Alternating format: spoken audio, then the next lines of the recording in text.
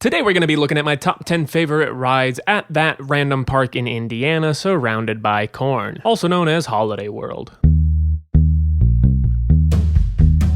Let's talk about amusement parks, like rides and rides in the dark. Rides right here and rides all over, but mostly coasters, mostly coasters. We'll talk about all kind of things, but mostly coasters.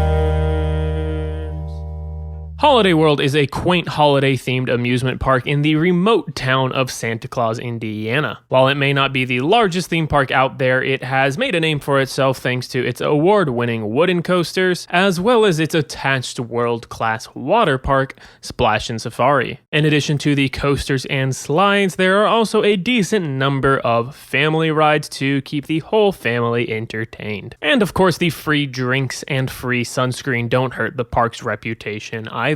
Now, unfortunately, my one single day visit to the park faced a decent amount of time constraints due to the uncharacteristically high crowd levels and a lengthy weather delay. So I did unfortunately only get on 9 of the rides at the park, but gosh darn it, that's not gonna stop me from doing a top 10 list. And that's because number 10 is Turkey Whirl. And yeah, I did not ride this, but I sure did enjoy it just by looking at it. I mean, look at it, it's frickin' turkeys, come on. And they're whirling. It does also seem to spin nicely, and heck, maybe one day I will actually ride it, and it can even be a tad higher on the list, who knows. Next up at number 9 is Frightful Falls, the park's log flume. This is a short and mild flume ride with just a few turns and one drop that features a relatively small splash. But the ride is unique in a couple of ways. The beginning of the ride takes place in a brief pitch black tunnel that was slightly exciting when I did not know what to expect,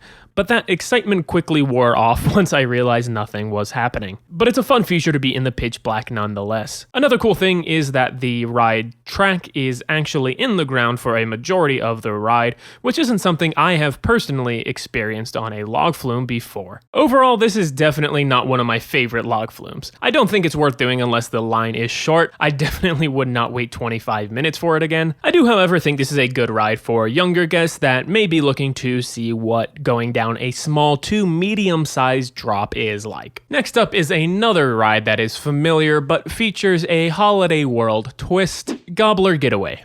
This is an interactive dark ride quite similar to Boo Blasters on Boo Hill at various Cedar Fair theme parks, but instead of being themed to a haunted house, this is, as you can probably tell, themed to Thanksgiving. And of course, turkeys. The objective of your ride on Gobbler Getaway is to round up turkeys and score as many points as possible by aiming your turkey collars at the targets throughout the ride. The old-timey Thanksgiving theme during the ride is cute, and the sets throughout are slightly varied, but towards the end, turkey after turkey after turkey does admittedly get a tad redundant. Just like the amount of times I've already said turkey in this video. Turkey? Turkey.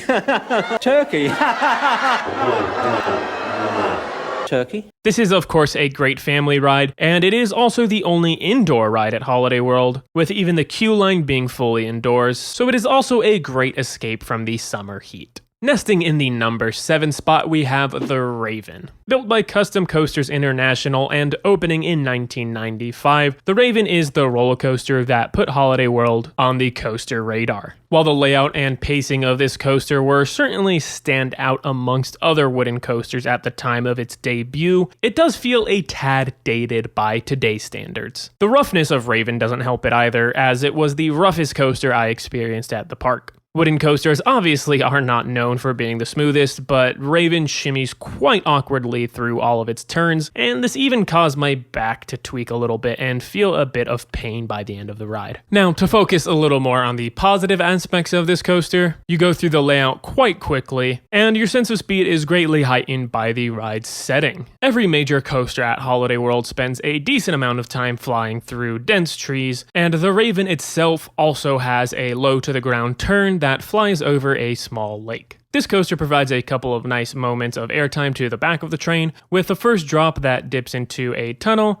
and this surprise drop mid-ride being the highlights. Despite the ride's great pacing, I do wish it were a tad longer, as the ride time is just 43 seconds from the first drop to the final brakes. This definitely isn't super short in general, but it pales in comparison to the two other wooden behemoths at Holiday World. Overall, this is a pretty good ride that I would love to get more than one ride on, just to get a better feel for it, and I would also really love if it were just a bit smoother. Shooting on up to the number 6 spot is Liberty Launch, and this thing may be short both in duration and height, but it is thrilling and fun nonetheless. Despite a height of just 70 feet and a top speed of 30 miles per hour, this thing packs a punch. The initial upwards launch is forceful, and the first 2 descents deliver some very strong ejector airtime. I absolutely love rides that can still make my ironclad stomach drop, and Liberty Launch did just that. So it is certainly worth a ride, and I am glad I was able to sneak one in. Flying in at number 5, we have the newest roller coaster at Holiday World, Thunderbird. This is the only major steel coaster at the park, and it is definitely the smoothest. Oh, and also the Holiday World website calls this thing Thunderbird Steel Roller Coaster, but I ain't calling it that. Thunderbird is a wing coaster, which is a model of coaster that I absolutely love,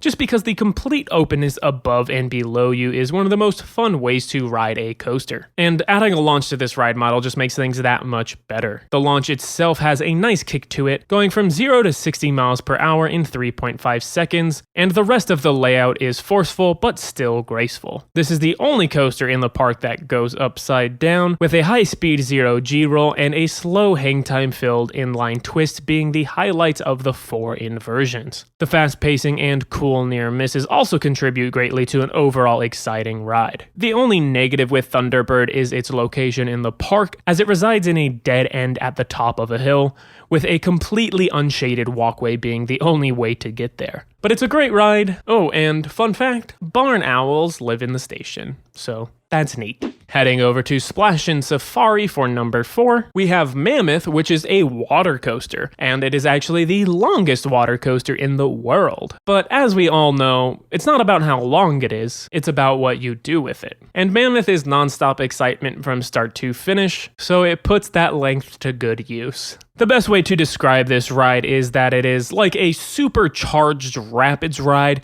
mixed with a water slide and a launch coaster. And I think that is a pretty damn good combo. The way you ride Mammoth is in a 6-person circular raft, and this was quite a fun way to ride a ride that I'd never experienced on a water coaster before. It allows you to navigate the layout forwards, backwards, and sideways, making the slide feel unpredictable and out of control. As is the case for most water coasters, Mammoth has no seatbelts or safety restraints, which allows for completely unrestricted airtime that feels absolutely terrifying. Speaking of airtime, Mammoth is full of it. As you quickly careen back and forth down the hillside, you traverse 7 drops, most of which provide solid floater airtime, and you'll also experience a truly impressive 6 launches. Throughout both the enclosed and open sections of the slide, you will be bombarded with water, as the ride features misters, water pumps, and a huge splashdown finale. I absolutely love water coasters. I think a lot of times they can be better than traditional roller coasters, and this is certainly one of the best ones out there. So it should be no surprise that number 3 is also a water coaster,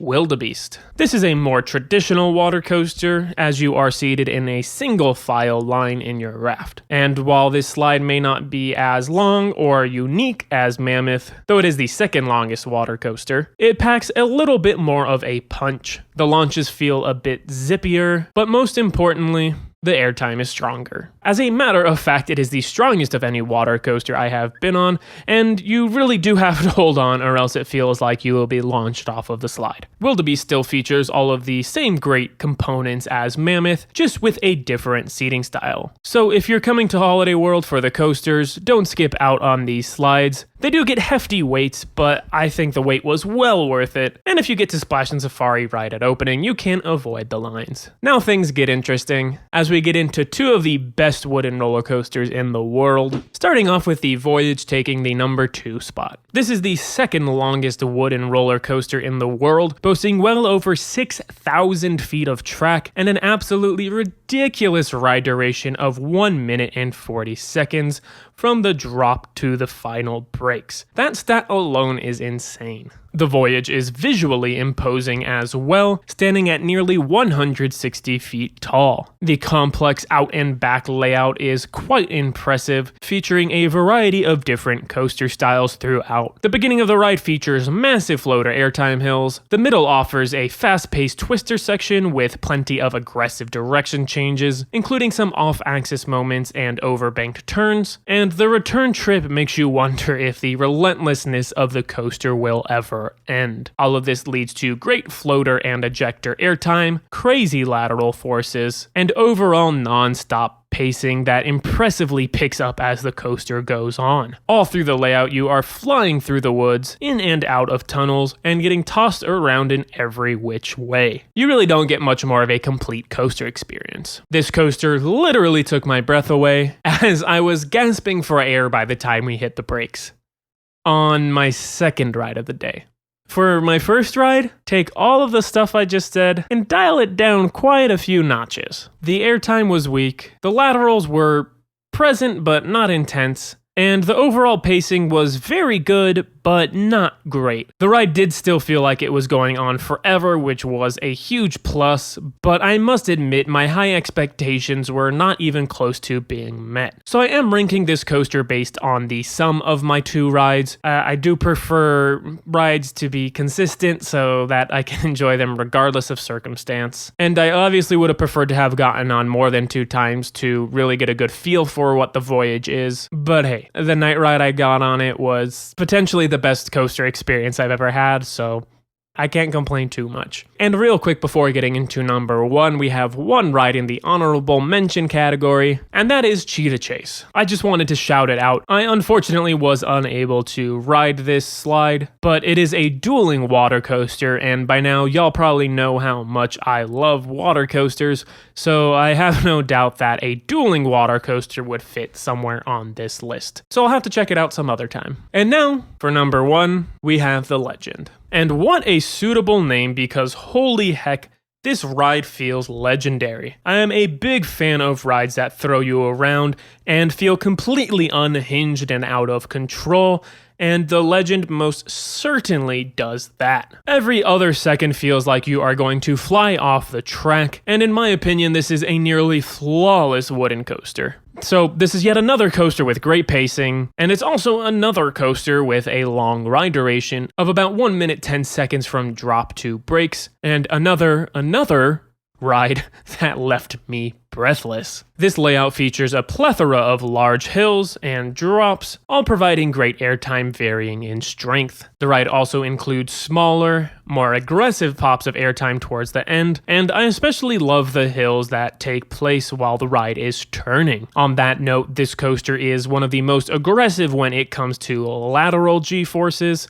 and it features a seemingly never-ending helix. This thing pins you to the side of your seat for over 15 seconds, which may seem a little redundant, but the entirety of the element is changing in elevation and banking, or lack of banking, which leads to moments of weightlessness and keeps things varied. In general, I feel like this ride mixes things up. So it definitely hits on almost all of the same notes that the Voyage does, which is impressive considering that the Legend was built 6 years prior to the Voyage in 2000. And also, despite its age, the Legend was by far the smoothest wooden coaster at the park, and that's likely just due to it receiving the most recent track work, but it's still worth noting. But the main reason I put Legend over Voyage is simply for consistency. While I did enjoy my second ride on the Voyage a tad more than my second ride on the Legend, my first ride on Legend completely blew my first ride on Voyage out of the water, like not even close. So averaging things out,